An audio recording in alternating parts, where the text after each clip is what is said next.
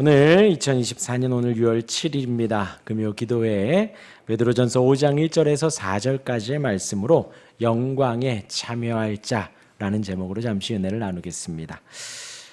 여태까지의 4장 이제 말미의 내용은 우리가 성도가 살면서 고난을 받습니다.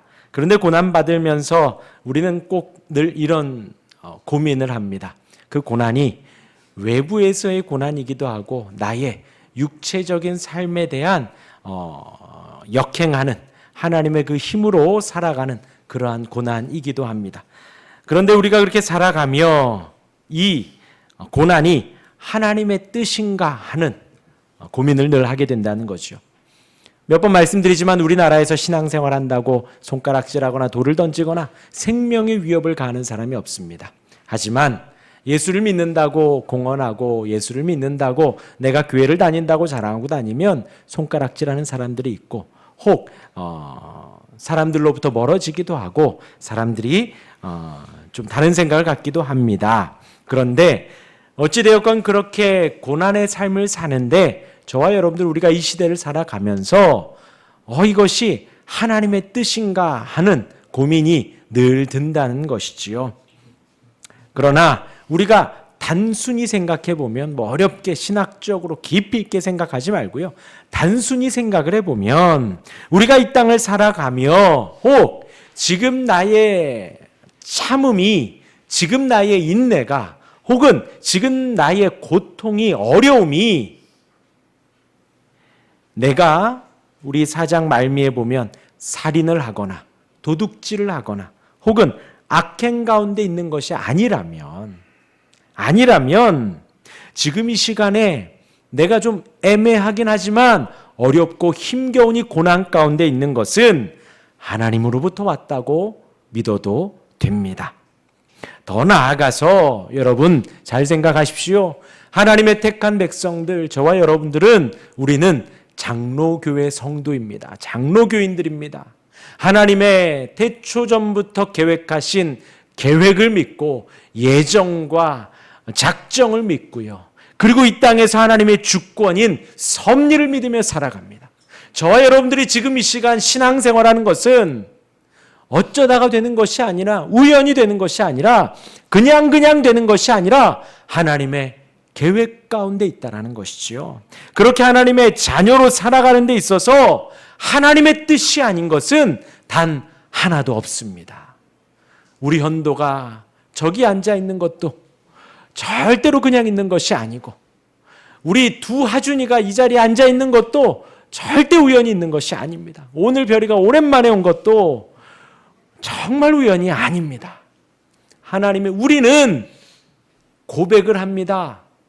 하나님의 섭리 가운데 있음을, 하나님의 다스림과 통치 가운데 있음을 우리가 고백하고 찬양하는 거예요. 그것이 성경의 증언입니다. 잘 들어보십시오. 내가 하나님을 예배하고 하나님을 사랑하고 하나님의 뜻 아래 살고 싶은지요. 물론 살다가 저와 여러분들 실수하기도 합니다. 부족함을 한없이 느끼기도 하지요. 또 더 선하게 할 걸, 조금 더 윤리적으로 할 걸, 좀 이렇게 예쁘게 말을 했으면 좋았을 텐데 하는 후회감도 많이 들지요. 그러지 못할 때가 너무나도 많기 때문에 우리가 우리의 모든 인생을 살아가며 우리의 마음에는 하나님의 영광을 나타내고 싶고 하나님을 영원토록 기뻐하고 즐거워하고 싶은 마음이 우리의 마음 중심의 생각입니다. 그런데 그것과는 상관없이 툭툭 터져나오는 말과 눈빛과 생활과 행동 가운데 우리가 후회한다는 것이지요. 그런 마음을 가지고 있다면 저와 여러분들 우리는 하나님의 사람입니다. 하나님의 사람을 이끌어 가시는 하나님의 뜻대로 살아가는 우리 가운데에 우리 마음에 있는 고난과 어려움과 힘겨움과 갈등, 그 가운데 우리가 하나님이 허락하신 고난이라는 것이지요. 그 가운데 살아가면서도 오늘 이 시간 우리가 예배하며 선하게 살기 원하고 오늘 이 시간 기도하며 선행하기를 원합니다. 새벽에 말씀드렸지요. 우리나라에도 많은 선교사님들이 오셨습니다. 깜짝 놀랐어요. 공영방송에서 나오더라고요. 공영방송에서. 이렇게 갓 쓰고 상투 튼 한복 입고 있는 그런 흑백 화면에 이렇게 양복 입은 선교사님들이 선교를 하는 거예요. 그 앞에서 막 웃기기도 하고 복음을 전하고 막 이렇게 넥타이 딱 매고요. 인도합니다. 그러면 사람들 와서 예배하고 그래요. 그들이 과연 평안함 속에 선교 활동을 했을까요? 그들이 예배하는데 어려움이 없었을까요? 아니요. 제가 알기로 30년 전에, 지금 한 20년, 한 30년 전에 개척했던 목사님이 합법적으로 예배당을 얻었는데도 그 마을 사람들이 삽 들고 곡괭이 들고 왔었대요. 30년 전에. 저기 시골 이야기가 아니라 여기 경기도권에서 그런 일이 있었습니다. 삽 들고 곡괭이 들고 와서 우리 마을의 중심에서 예배할 수 없다 해서 그 마을에 저기 끝으로 내쫓은 일이 있었거든요. 그러한 우리 민족이 그 옛날에 넥타이 메고 온 서양의 선교사님들을 곱게 영접했을까요? 아니요. 손가락질하고 핍박하고 어려움을 주었지요. 그러함에도 불구하고 그들은 우리나라에 있는 고아들을 보살펴줬고요. 우리나라에 있는 나병 환자들과 함께 생활하며 그들이 생활을 잘 살 수 있도록 도와주었습니다. 같이 막 김치 담궈 먹는 영상이 그때 KBS에서 공개가 되었죠. 그것뿐이 아니라 그들을 교육하기 위해 학교를 세웠고 그들을 치료하기 위해 병원을 세웠습니다. 그러한 고난 속에서도 선행을 이어갔다라는 것입니다. 저와 여러분들도 마찬가지예요. 애매하더라도 혹은 대놓고 고난을 받고 어려움과 힘듦이 있어도 선행하며 이 길을 가는 것입니다. 선을 행하며 그리고 오늘 새벽에 오늘 우리의 영혼을 하나님께 의탁하는 것입니다. 맡겨드리는 거예요. 그래서 예수님의 예를 들었습니다. 우리 예수님 십자가상에서 돌아가시기 전에 마지막 한마디 하셨죠. 내 영혼을 아버지께 의탁합니다. 우리 알고 있어요. 예수님을 십자가에 못 박으신 분이 누구예요? 성부 하나님이십니다. 성부 하나님께서 저와 여러분들 우리를 구원하시기 위해 독생자 아들을 보내셨고 아들 이 땅에서 3년의 공생의 그 사역을 마치고 십자가에 죽는 것까지가 성부 하나님이 성자 하나님을 이 땅에 보내신 목적이었어요. 예수님 십자가상에서 외치십니다. 엘리 엘리 라마 사박다니 나의 아버지 어찌하여 나를 버리시나이까. 그 고통 가운데서 성부 하나님이 예수님을 버리신 거죠. 그럼에도 불구하고 그 힘겨운 고통에도 불구하고 십자가에서 이제 목숨이 끊어지는 그 암울함 가운데에서도 예수님 영혼을 하나님께 의탁한 거예요. 우리도 마찬가지입니다. 당장 내일 살아갈 힘이 없고 어렵고 힘겨움 속에서도 우리의 믿음의 고백 속에 내 영혼을 주님께 의탁합니다. 하며 오늘도 호흡 주신 하나님께 영광 돌리며 살아가는 것입니다. 고통스럽고 힘들고 어둡고 혼란스럽지만 우리 마음에 우리 입술의 고백은 내 영혼을 미쁘신 창조주께 의탁하는 것입니다. 그 고백을 늘 할 수 있는 우리가 되기를 바랍니다. 그렇게 4장이 마무리가 되고요. 5장이 시작을 합니다. 5장에서 베드로는 이제 베드로전서를 마무리하며 장로들과 젊은이들과 교회들에게 권면하는 내용이 나오고요. 오늘 읽은 본문은 장로들에게 하는 권면입니다. 초대교회 당시에 장로들이 있었습니다. 그들은 성도들에 대한 감독을 했고 보호를 했습니다.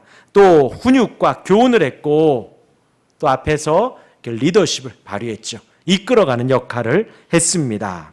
유대교 당시 회당에 장로들이 있음을 모방한 것이죠. 똑같이 우리 기독교회 내에도 장로를 세우자 했습니다. 그렇게 당시에 세워진 예수님을 구주로 고백하는 교회 내에도 유대교 회당에도 있었던 그 장로를 똑같이 교회에도 세운 것입니다. 장로들은 그때 당시에 건전한 교리를 가르치는 역할을 했습니다. 성도들을 영적으로 성숙할 수 있도록 도운 사람들이 바로 장로들이었습니다. 외부의 핍박에도 불구하고 그들이 예수 그리스도를 위해서 살 수 있도록 장로들이 이끌어 주었다라는 것이죠. 어려운 말이 아닙니다. 장로. 어려운 말이 아닙니다. 무슨 말이에요? 장로. 장로. 1번 젊은 사람, 2번 나이 든 사람. 장로. 그때 당시에 나이 드신 분들을 장로로 추대를 했답니다. 그러니까 헬라인들과 유대인들 사이에서 나이가 있으면 지혜롭다라고 여겨서 그렇게 교회에서 리더십을 발휘할 수 있도록 자리에 높여 주었다 해요. 당시에 초대교회는 이런 패턴의 리더십을 이어갔습니다.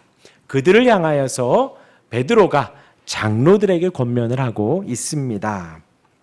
그러면서 겸손하게 그 5장 1절을 시작하는 거예요. 우리 1절 같이 한번 읽어볼까요? 시작. 너희 중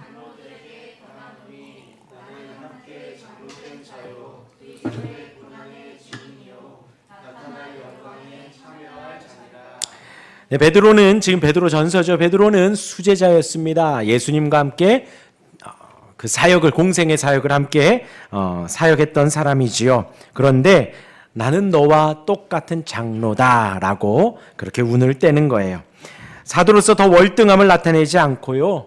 동료, 장로로서 지금 나도 장로고 너희도 장로고 그 장로들에게 말을 한다. 같은 급이라고 고백을 하고 있습니다. 그러면서 예수님 가까이서 예수님의 고난을 지켜봤던 증인이었다고 이야기를 하고요. 그렇게 운을 떼고 1절의 하반절에 나타날 영광에 참여할 자라고 시작을 하죠. 믿음의 고백입니다. 이제 다시 오실 그 영광을 바라보며 그 영광을 소망한다는 것입니다. 장로들아, 너희도 그렇게 소망하고 있지? 나도 그렇게 함께 소망을 하고 있다라는 것이. 다르게 표현하면 함께 구원에 이르게 된 자다, 함께 영광을 바라보는 자다라고 말을 하는 것입니다. 저와 여러분들 마찬가지입니다. 우리도 한 믿음으로 고백하며 나타날 영광에 참여할 자다. 우리도 함께 고백을 하는 거죠. 그러면서 이어서 장로들에게 하는 권면으로 우리에게 주시는 메시지가 무엇인지 2절, 3절에서 한번 살펴보겠습니다.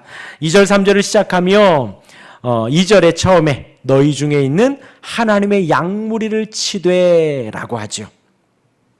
이 구절은 베드로에게 하신 예수님의 말씀을 우리가 아까 6장 요한복음 6장 이야기했죠. 요한복음 21장에 보면 부활하신 예수님이 제자들과 함께 조반 아침을 먹습니다. 아침을 먹으며 떡과 생선을 예수님이 나눠주시죠.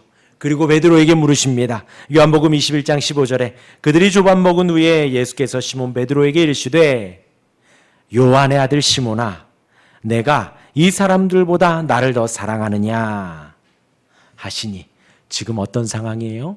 예수님 십자가 지셨을 때에 3번이나 부인했던 베드로입니다. 그 베드로를 찾아가셔서 아무 말 하지 않고 밥 주고 생선 주고 같이 식사를 마친 후에 이 질문을 하신 거예요. 요한의 아들 시몬아, 내가 이 사람들보다 나를 더 사랑하느냐? 그러니까 베드로가 주님, 그러하나이다. 내가 주님을 사랑하는 줄 주님께서 아시나이다. 이르시되 내 양을 먹이라.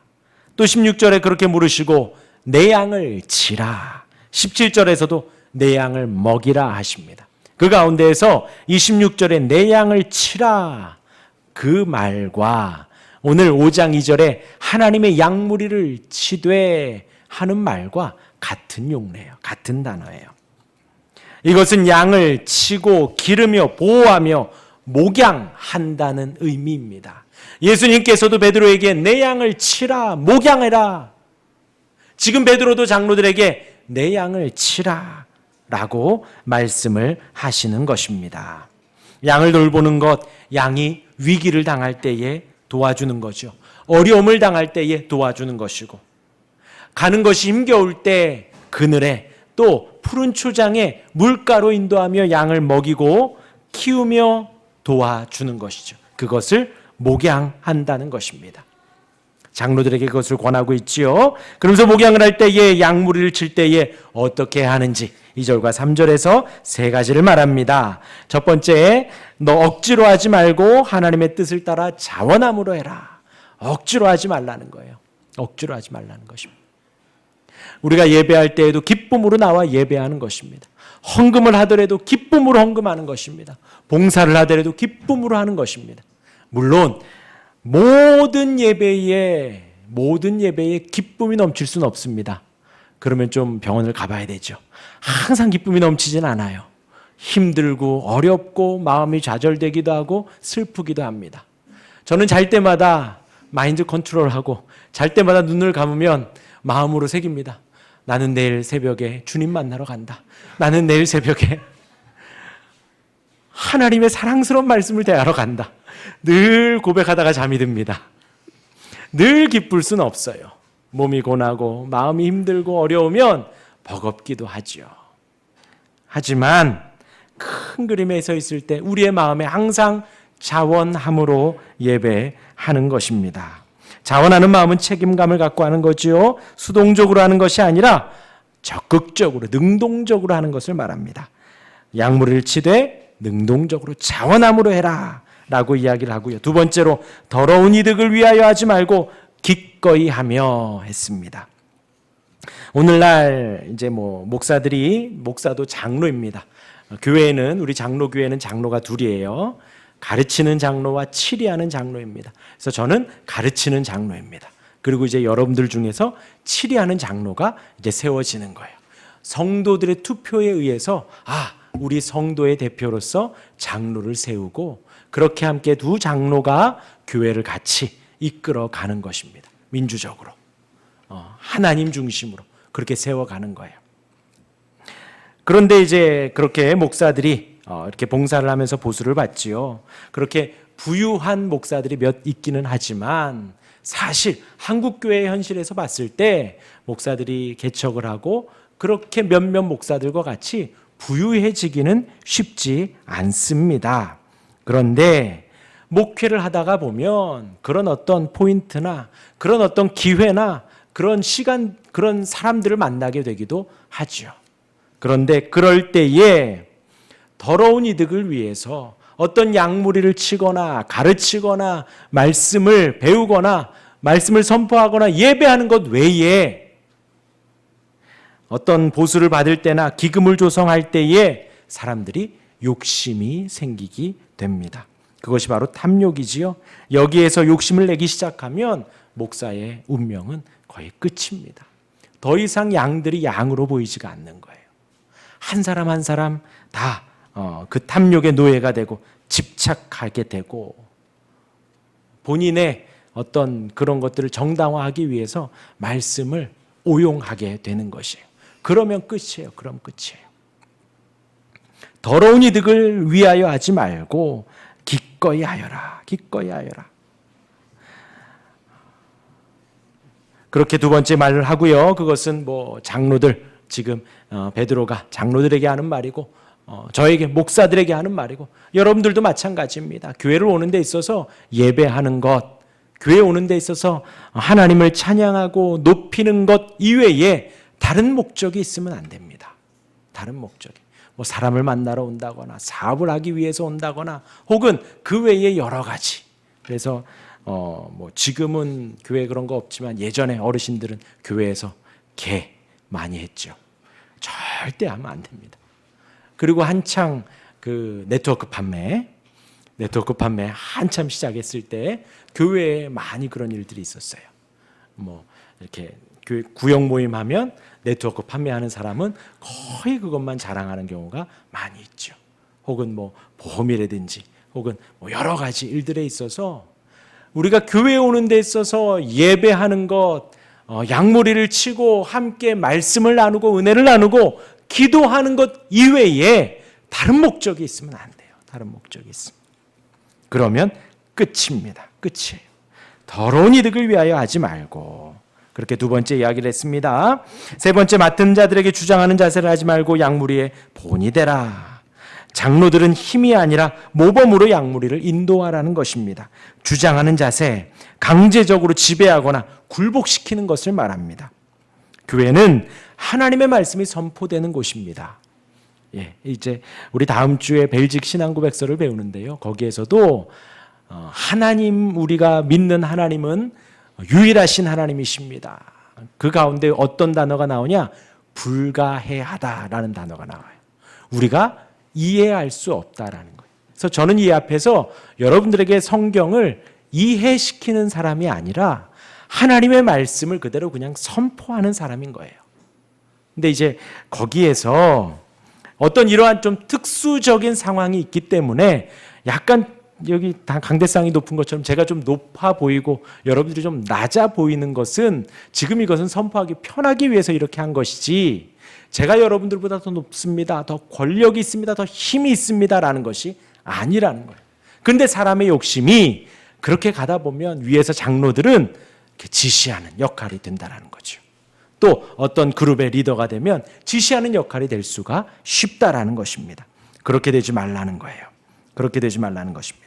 권위를 남용해서 자신들이 맡은 양들에게 막 함부로 대하면 안 된다는 것입니다. 우리는 하나님의 전능한 말씀 아래 누구나 다 똑같습니다. 다 형제 자매인 거예요. 다만 인생의 선배로서, 신앙의 선배로서 권면을 할 수는 있겠지만 절대 그런 게 아닙니다. 그리고 양무리의 본이 되라 하였지요. 예수님도 말씀하셨습니다. 마가복음 10장 42절과 45절에 보면 예수께서 불러다가 이르시되 이방인의 집권자들이 그들을 임의로 주관하고 그 고관들이 그들에게 권세를 부리는 줄을 너희가 알거니와. 이방 사람들은 그렇게 권세를 부리지만 너희 중에는 그렇지 않을지니 너희 중에 누구든지 크고자 하는 자는 어떻게 하라고요? 너희를 섬기는 자가 되고, 너희 중에 누구든지 으뜸이 되고자 하는 자는 모든 사람의 종이 되어야 하리라. 예수님의 가르침을 지금 여기에서도 장로들에게도 말을 하는 것입니다. 인자가 온 것은, 예수님이 이 땅에 온 것은 섬김을 받으려 함이 아니라 도리어 섬기려 하고 자기 목숨을 많은 사람의 대속물로 주려 함이니라. 예수님 그렇게 말씀하셨습니다.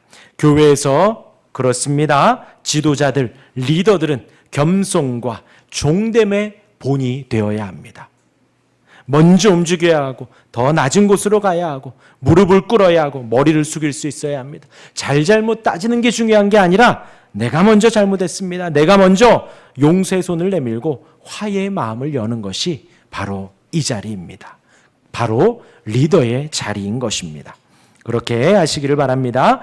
교회에서의 리더는 마땅히 그래야 합니다. 이게 주님의 명령인 거예요. 그리고 세상살이도 똑같습니다.